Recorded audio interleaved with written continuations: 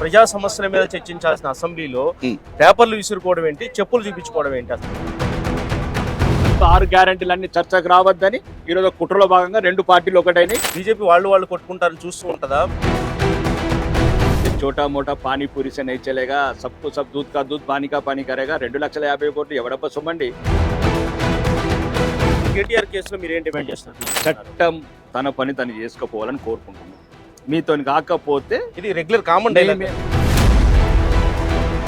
కారం రంగు రుచితో ఉంటుంది. ఆచి మిరపపొడి అదరగొట్టే కారం రంగు రుచి. మనతో పాటు బీజేపీ ఎమ్మెల్యే రాకేష్ రెడ్డి గారు మనం మాట్లాడదాం. ఏంటంటే ఈ రోజు ప్రజా సమస్యల మీద చర్చించాల్సిన అసెంబ్లీలో పేపర్లు విసురుకోవడం ఏంటి, చెప్పులు చూపించుకోవడం ఏంటి? అసలు ఈ బీజేపీ ఎలా రెస్పాండ్ అవుతుంది దీనికి సంబంధించి?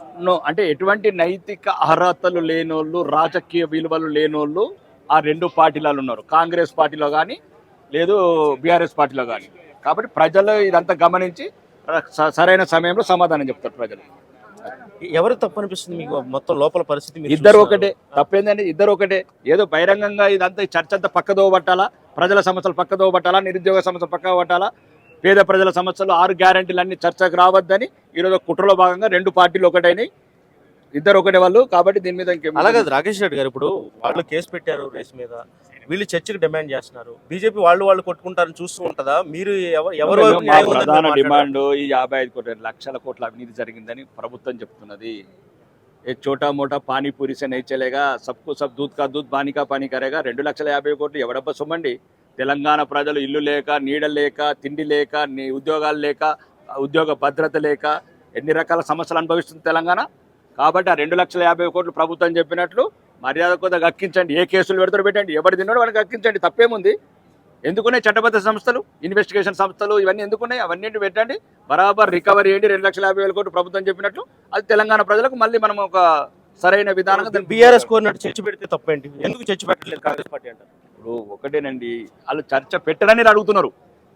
ఇప్పుడు చర్చకు దానికి ఏం సంబంధం అంటే అది కేసు బుక్. ఇప్పుడు ఈ చర్చ ఏదో ఇన్వెస్టిగేషన్ సంస్థలు కూడా చెప్పుకుంటూ అయిపోతుంది కదా. ప్రజలకు తెలియాలి కదా. ప్రజలకు తెలిసండి అవే కదా రేపు తెలిసేది. అవి ఇప్పుడు ఇక్కడ కాదు, ఇక్కడ ప్రజా సమస్యలు ముందుకు రావాలి తప్ప నేను వ్యక్తిగతంగా చేయడానికి ఇది కోర్టు కాదు. చట్టబద్ధ సంస్థలు ఉంటే వాళ్ళ పనులు వాళ్ళు చేస్తారు. చట్టబద్ధ సంస్థలు ముంగట మీ వెర్చనే ఉంది, మీ వాదన ఉంది, సమర్థించుకోండి. అక్కడ చట్టబద్ధ సంస్థలలో మీరు నిర్దోషిగా తేలండి. లేదు అంటే జైలు రాజకీయ కక్ష కింద బీజేపీ చూస్తుందా, లేదంటే నిజంగా అప్పట్లో అవినీతి జరిగిందని బీజేపీ నమ్ముతుందా? ఇప్పుడు ప్రభుత్వం చెప్పిందండి 2,50,000 కోట్ల అవినీతి జరిగిందని ప్రభుత్వం చెప్పింది.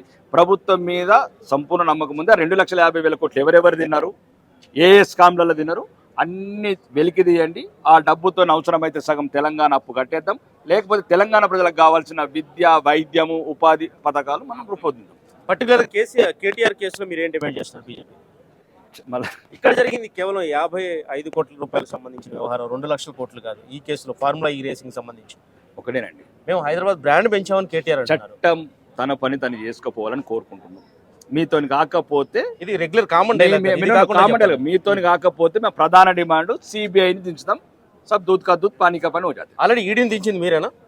ఈడీలో ఏం పని లేవా? మేము దించుతామా? నువ్వు చెప్తావు అదే. బీజేపీకి ఏం పని లేదా?